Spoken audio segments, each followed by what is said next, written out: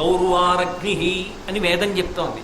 నువ్వు అగ్ని కార్యం చెయ్యలేకపోతున్నావని అగ్నితో సమానంగా గోవు వచ్చింది ఇవాళ. ఒక గోవుకి అందించినటువంటి 4 గడ్డి పరకలు అగ్నిహోత్రంలో ఇచ్చినటువంటి గోవుకి చేసినటువంటి ప్రదక్షిణం, యజ్ఞకుండానికి పూర్ణాహుతి తర్వాత చేసినటువంటి ప్రదక్షిణం, గోవుకి చేయించిన స్నానం, పరదేవతకి చేసిన అభిషేకం, కామాక్షి పరదేవత దగ్గరికి వెళ్ళి అమ్మవారికి స్వయంగా నా చేతులతో నేను అభిషేకం చెయ్యకూడదు, నేను అమ్మవారిని ముట్టుకోకూడదు, దానికి అర్చకులకి అధికారం.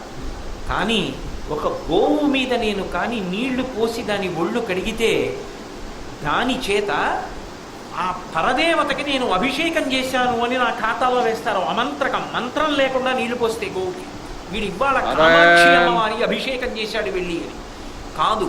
పితృదేవతలట ఎదురు చూస్తుంటారట, ఎవడైనా గరుకు స్తంభం వేసేవాడు ఉన్నాడా.